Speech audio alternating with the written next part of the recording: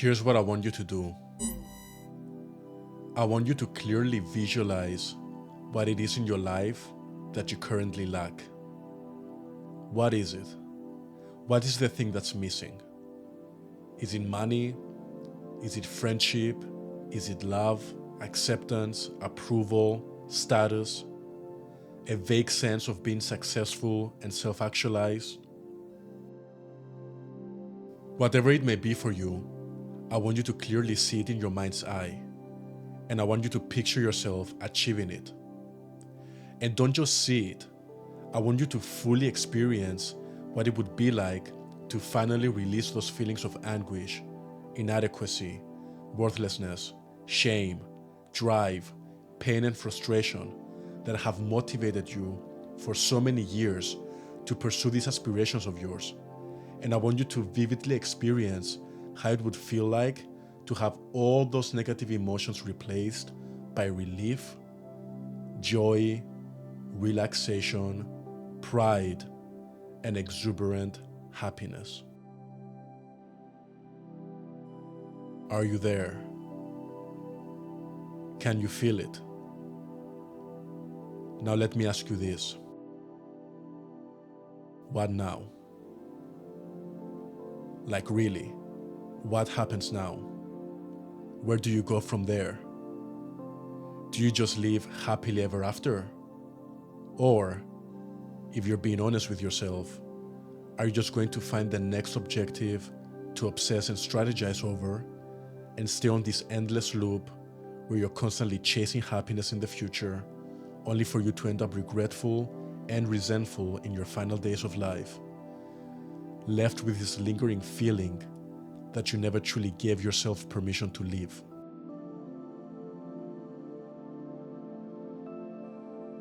My name is Christos, and in this discussion, we're going to explore the concept of the toxic life purpose and how it can positively impact your life in the short term, but completely derail your mental well-being in the long term.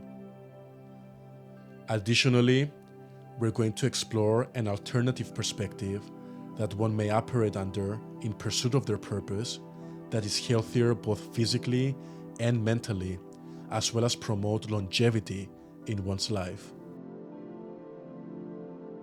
The truth is that for you to be happy, you do need goals and you do need challenges and a sense of progression in your life. But there's a healthy way to go about it, as well as a toxic way. So while we explore these topics, I will be developing a mini comic that perfectly captures the message of today's discussion, and I will reveal it in its full glory at the end of the video.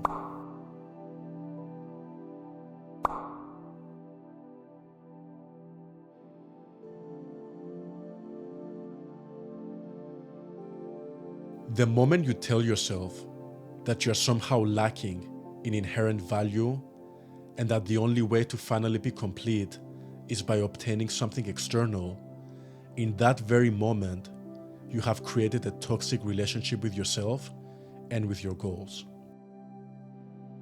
This is a notion that seems to be widely accepted by today's society when it comes to the subject of a romantic relationship. Everyone can get behind the idea that if you feel like you're not good enough and that you need a relationship to be happy, that you're not ready for one, and you need to develop a healthy relationship with yourself first, or else you're just going to end up in a toxic relationship by default. Yet, when it comes to one's goals and aspirations, it is almost encouraged to feel weird for not having what another person may have, to feel inferior to other people who have achieved more than you, or to feel as if you wasted your life away by not actualizing your potential. And online marketers know this very well. Dating coaches will make you feel as if you're beta or a loser or a lame if you're not sleeping around with supermodels every day. Beauty channels will make you feel as if you're missing out by not owning the 100th product that they're sponsored by that will finally clear up the acne that you're so insecure about. Money influencers often try to fearmonger you into believing that if you're not a billionaire by a certain age, then you failed at life and that the world is going to eat you alive as a result.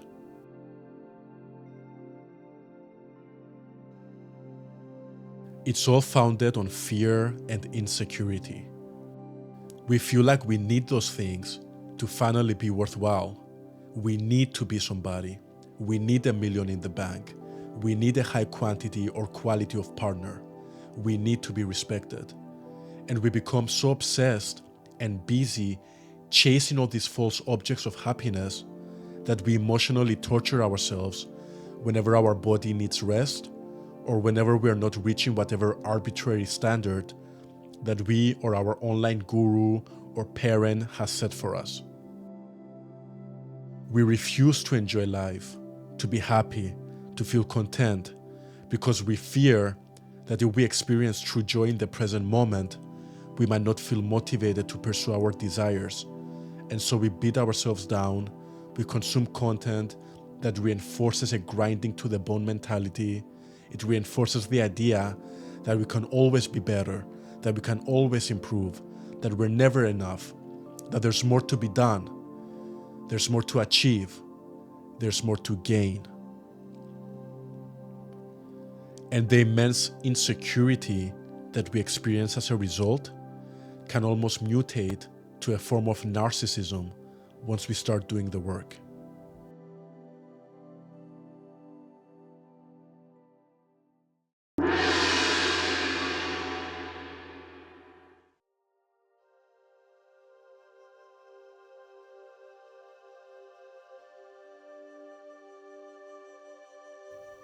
A lot of us who get obsessed with the idea of personal development are often running away from a traumatic past. It could be that growing up, you never got the recognition that you thought you deserved from your friends, your family, or your peers in school.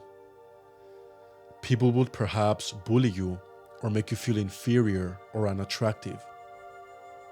It could be that you grew up very poor and couldn't afford the same things that everyone else around you could afford, and that has created a wound in you, a sense of lack in your heart that's been motivating you ever since.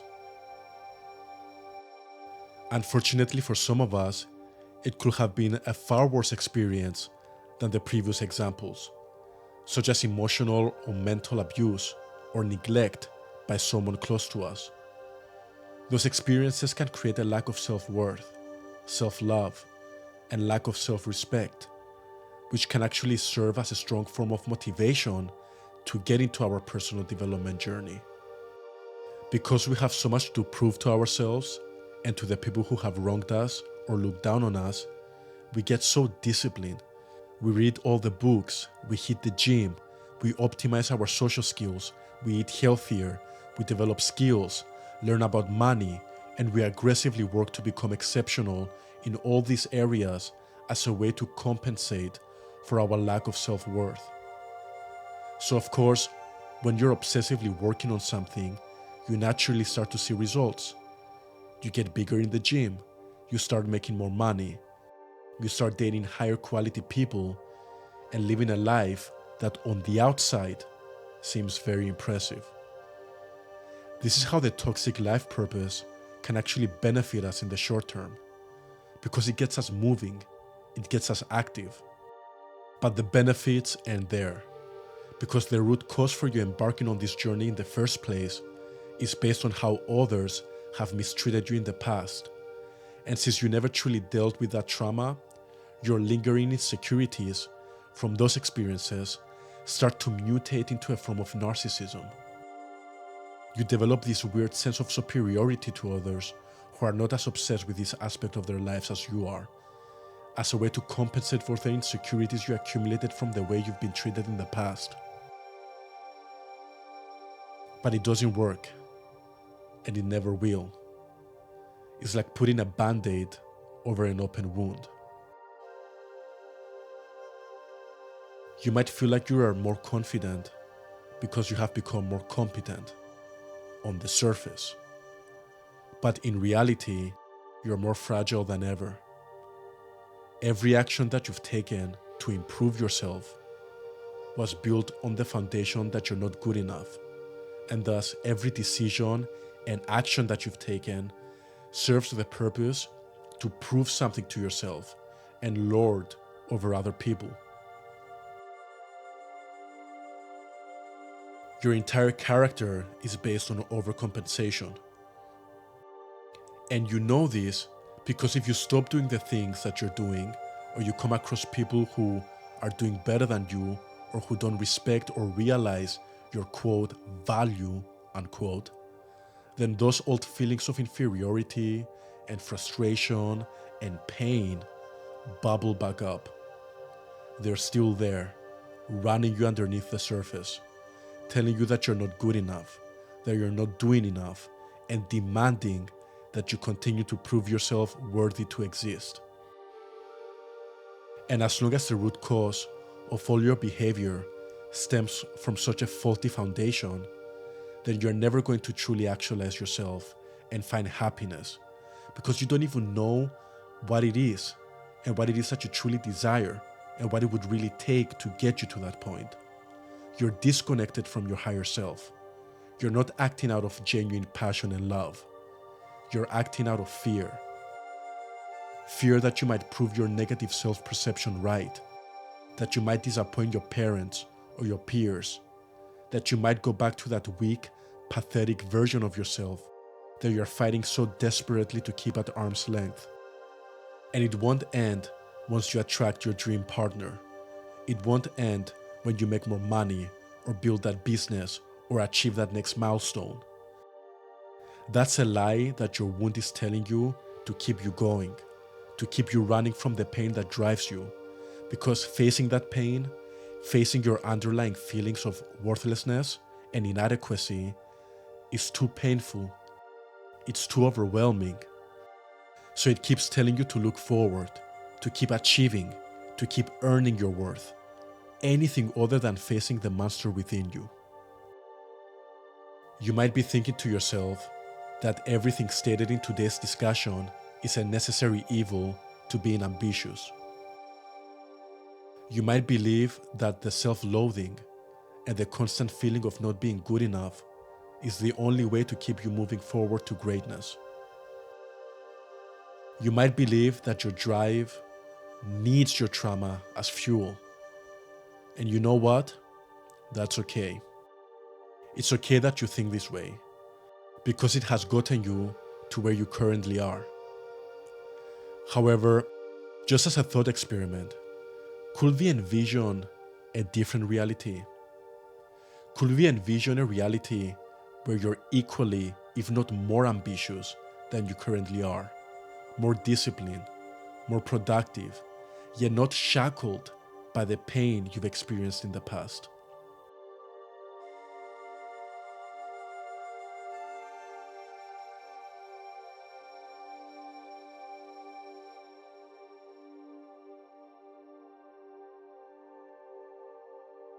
Is there a version of this journey where everything that you do is fueled by inspiration, by love, by passion?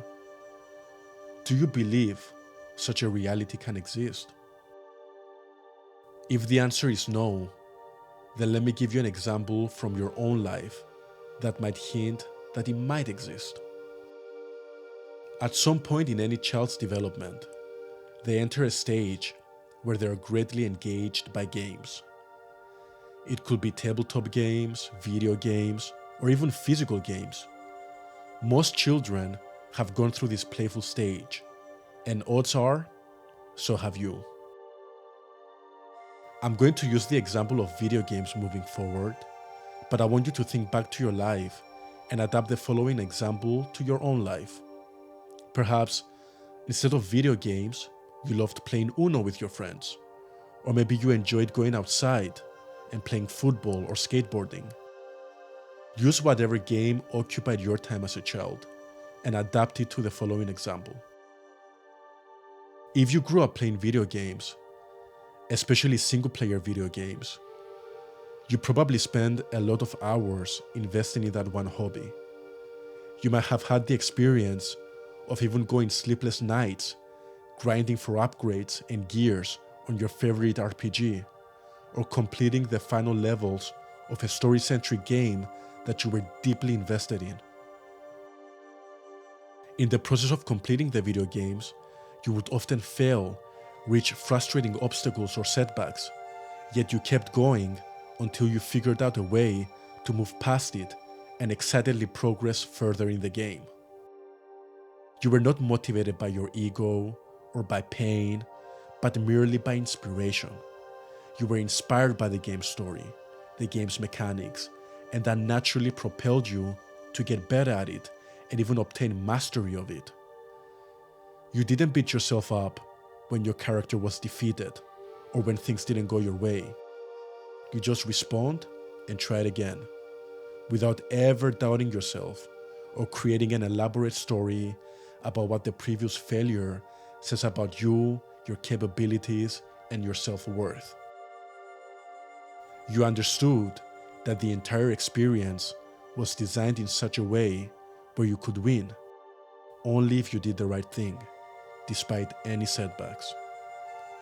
This holds true for skateboarding, if that was your thing, or even playing Monopoly with your friends. Inspiration by itself could fuel your ambition, especially in the real world, where the rewards are so much greater than that of a mere video game.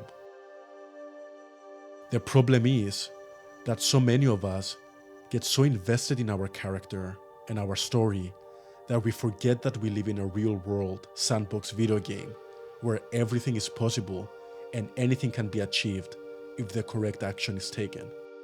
Instead of thinking of creative solutions to overcome setbacks, we immediately jump to the conclusion that we're not good enough and don't have what it takes to succeed, even though so many before us who came from even worse conditions than us have found success and happiness in the exact path that we're on. The game of life is designed in such a way that you're bound to win if you take the right actions. But for you to realize this, you must first address the internal trauma that's telling you that you're not good enough to begin with. Of course, this is way easier said than done. In fact, it might even be the most difficult thing that you'll ever attempt to do. Yet it is also the most rewarding because it is the only path to true happiness.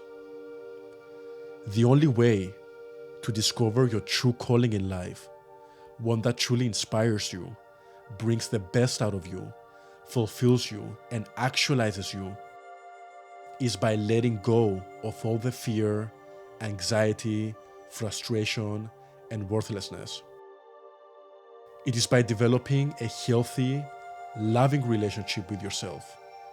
It's by going deep within you and truly understanding the pain that motivates your every action and healing it by honoring your past self who was traumatized and giving yourself the love that you didn't receive in your past. This is a path of self-discovery, self-understanding, self-healing, self-loving, and self-acceptance. You will develop such a deep understanding of yourself along the way that you might even discover that the path that you're currently on right now is completely wrong. You might find out that when you truly believe in yourself and you love yourself and you're not acting out of fear, that your inclinations are in a completely different direction, and the only thing that kept you going on your current path was the pain, was the fear, was the trauma. And of course, it might be difficult to let go at first. You've invested so much on your old way of doing things after all. But at some point, you will realize that it's not working, it's not making you happy, and most importantly, it's keeping you in an endless loop. Breaking out of that loop doesn't lie in more achievement, more self-improvement, more compensation, but in fact, in self-acceptance, self-love, and self-nurture. Again, this is not an easy path. It's going to take a lot of self-inquiry, a lot of journaling, meditation, understanding your triggers, understanding your emotions, and why it is that you behave in certain ways. It's a messy path, one that might uncover parts of yourself that might be difficult for you to face. You might even feel like it's making you worse in the short term, if anything. But I promise you, if you commit to this path and you see it through, you're going to come out on the other side powerful, vibrant, unstoppable. You will be able to do anything, all from a place of inspiration and love, and the energy that you radiate onto others will be absolutely irresistible and magnetic as a result. I believe in you. You got this. And as promised, I reveal to you the comic I've been developing this entire discussion in its full glory.